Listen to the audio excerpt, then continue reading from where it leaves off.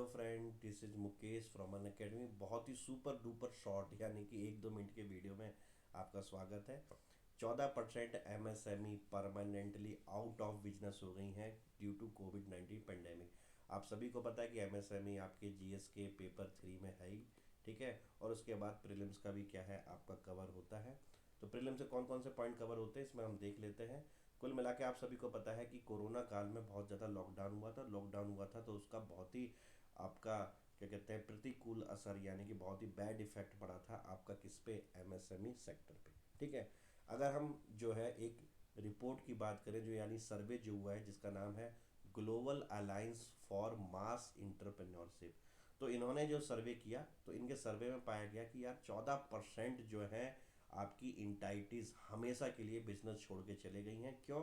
क्योंकि कोरोना काल में और लॉकडाउन के टाइम पे उनके पास प्रॉपर कैश फ्लो नहीं रहा था तो बिजनेस चलाने की बिल्कुल की भी उनकी क्षमता नहीं थी।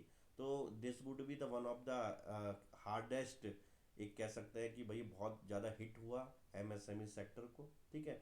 तो ये छोटी सी खबर थी माइक्रो सेकंड की। बाकी एमएसएमई का क्राइटेरिया मैं आपको बताता हूँ, हमेशा याद रखें। देखो, पहले एमएसएमई का क्राइटेरिया जो मैन्युफैक्चरिंग इंडस्ट्री होती हैं, ठीक है ना, क्लियर, और जो सर्विस इंडस्ट्री होती हैं उनके लिए क्या था, अलग अलग था।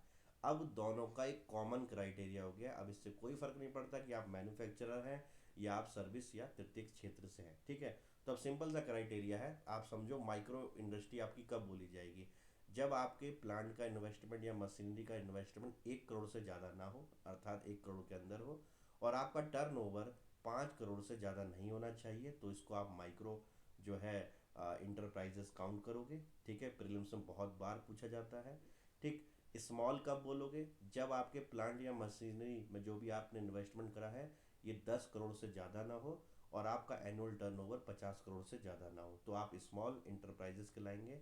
और आपकी इंटरप्राइजेस मीडियम कब कहलाएगी, जब आपका प्लांट और मशीनरी में जो आपके इक्विपमेंट है उसमें 50 करोड़ से ज़्यादा का इन्वेस्टमेंट ना हो और आपका एनुअल टर्नओवर जो है 250 करोड़ से ज़्यादा ना हो, ठीक है। मैं फिर बोल रहा हूँ, अब यही सबसे अपडेटेड क्राइटेरिया है। पहले मैन्युफैक्चरिंग और सर्विस इंडस्ट्री का अलग अलग हमें याद करना पड़ता था, अब ये ऐसा कुछ याद करने की जरूरत नहीं है क्योंकि अभी सिंगल क्राइटेरिया आपके सामने रखा हुआ है। और अच्छी तरह से इसको याद करना है तो आपको 5 का पढ़ा आना चाहिए। 1:5, ठीक है, क्लियर। 10:5, 50:5। सर हम समझ नहीं पाए, देखो ये याद करने की ट्रिक है कि 1 करोड़, 5 करोड़, यानी 1 करोड़ से ज़्यादा आपका प्लांट एंड मशीनरी में इन्वेस्टमेंट नहीं होना चाहिए, 5 करोड़ से ज़्यादा क्या है आपका टर्नओवर नहीं होना चाहिए, तो आप माइक्रो हो, ठीक है। क्योंकि हम भूल जाते हैं कि क्राइटेरिया में टर्नओवर कितना था, तो 5 का क्या है आपका पहाड़ा लग रहा है।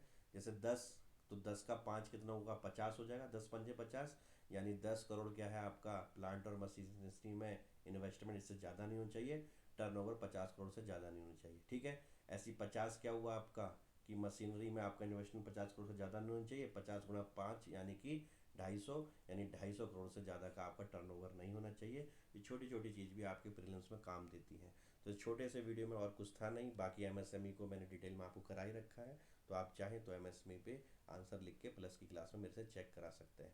ये हमारा आर का बैच चल रहा है तो आप चाहें तो इसमें ज्वाइन कर सकते हैं, ठीक है। अन अकेडमी का टेलीग्राम चैनल और अन अकेडमी का यूपी पीसीएस का जो है आपका यूट्यूब चैनल, दोनों के जो है यहाँ पे नाम लिखे हुए हैं, तो आप इनको चाहें ज्वाइन कर सकते हैं, ठीक है बच्चों। ऐसी छोटे वीडियो की सीरीज में आपका स्वागत था।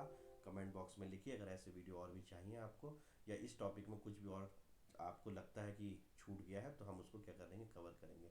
Thank you very much, have a good day and